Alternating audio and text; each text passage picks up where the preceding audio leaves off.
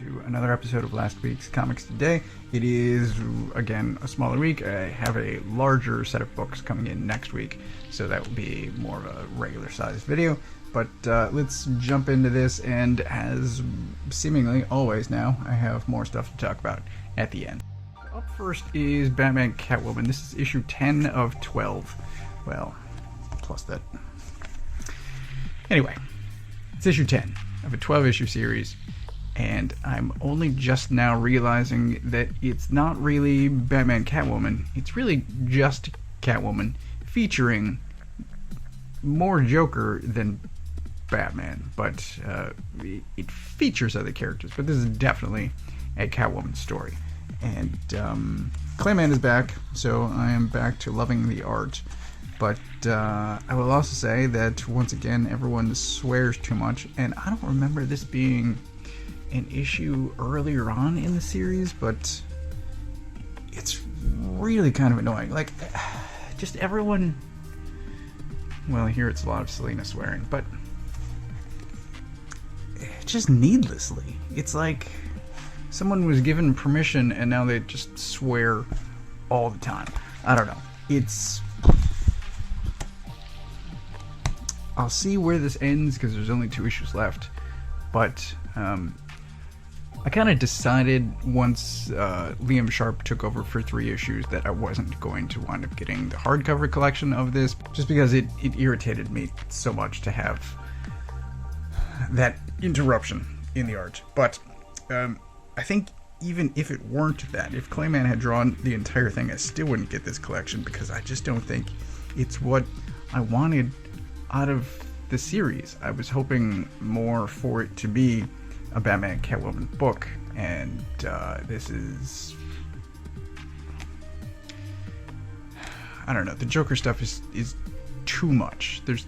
He's just all over this, and it should have been resolved earlier on, but because there's 3 timelines going on, that story is still unfolding technically, and it's just, I just wish it were over. That's ultimately it. I wish this series were already over. Redneck issue 32. It's been, I don't know how long since issue 31, but I feel like it's been a few months.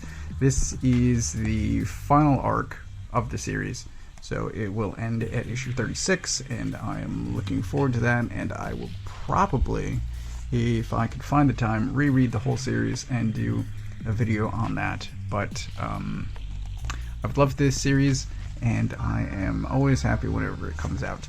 This door on the cover, so this is a vampire horror comic, and I think this door is the creepiest thing that I've seen in the entire series.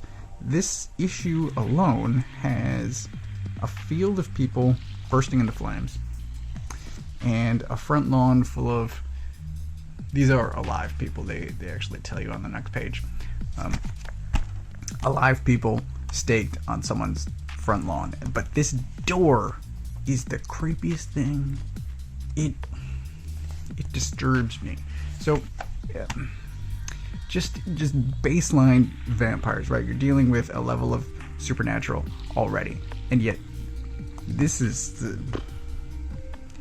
outside of the level. It's like vampires here, and then whatever this mysterious door is somewhere else. Like, I don't know. It creeps me out. This door. If I were to own a piece of art from this entire series, I would want it to be this page. Anyway, this is good. Recommended, as always. The series is great, and this door is creepy. The last new issue that I got this week is The Son of Kal-El, issue 8, and I'm going to make a parallel to Robb from Game of Thrones and how he may have never lost a battle, but he did lose the war. And I'm wondering if that's being sort of what's set up here for this John versus Bendix fight, because Bendix is multiple steps ahead. And so there was what kind of gives me hope, I mean, besides this being mainstream superhero books, and obviously Superman is eventually going to win, but in the annual it was John versus Lex in a chess match, and John ultimately wound up winning that, So maybe he'll be able to step back and look at the board in a future issue, but I think he's too close to things here, and I believe Bendix will be winning in the short term, again, hopefully before John figures some things out and ultimately emerges triumphant. I mean, I'm assuming it's a Superman comic, so of course he will eventually emerge triumphant. But this is good. It wraps up the Leviathan from last issue that was sort of attacking Metropolis because it was provoked. But Aquaman, or Jackson, makes a return here, and it's good. Still enjoying it.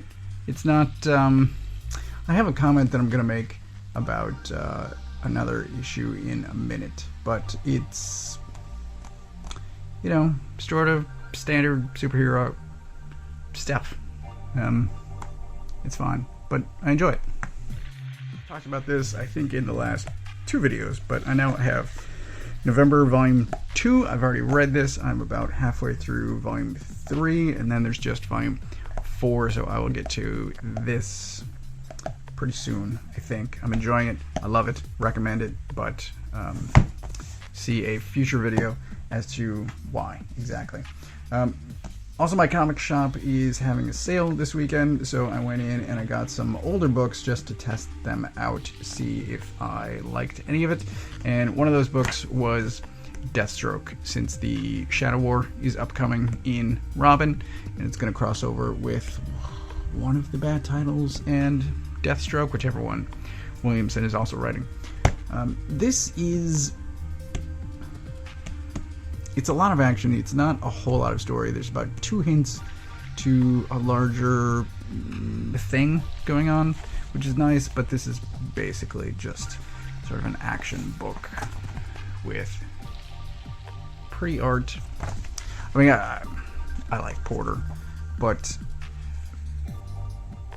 it's the comment that I was going to make about Superman here is this feels like sort of corporate comics and just maintaining a character. This is something that I've never expressed in words before, so I don't, it might take me a minute to figure this out, but what I mean by corporate comics is really just the Marvel and DC stuff. It's not the books where they're not really pushing the characters, they're just maintaining the character, making sure that the characters remain in sort of the public consciousness at least every couple of years. And Deathstroke is obviously sort of a named character for a lot of people, maybe even slightly larger mainstream just because of some movies, but it's fine. It's not really pushing anything. I think the art is sort of the highlight here, not the writing. But I have liked Williamson, especially on Birthright. I don't think his DC work is his best stuff. Anyway, I might get some more of this just because they're super cheap on sale at the moment. And I also grabbed, but have not read, X-Men #1. This is by Jerry Dugan. This is the new series that's not by Hickman. And Batman The Adventures Continue, Season 2. I got all of Season 1 and enjoyed it. It was fine. I just didn't want to keep paying cover price for Volume 2, so I didn't grab it, but it is on sale. They had all of the issues, so I got 1 through 6 of this. I don't remember how long the series is, 7 or 8, but I haven't read either of these yet, so I don't have any comments, I don't have any opinions on this yet, but we will see, and maybe I'll let you know. I mean, if I start picking this up, then you'll know. That's what I got and what I've been reading, and I would say pick of the week goes to Redneck. Son of Kal-El is just, it's fine. And Batman Catwoman is better because the art is back to Clayman, but the story is, I think, and maybe I'd have to look at those early issues again, but the story is more irritating than good, and I just want this to be over. And that's a terrible thing to say, but I do. I just want it to end. It's not Tom King's best, which is unfortunate. And Redneck is actually good. So, sort of by default, this is Book of the Week. Not that that should be construed as a knock against Redneck. It is very good. The series is great. And I really enjoy it. As always, as I've mentioned before, I get all of my comics from a local comic shop. If you don't know where yours is, you can use this URL to find the one closest to you. Thanks for watching.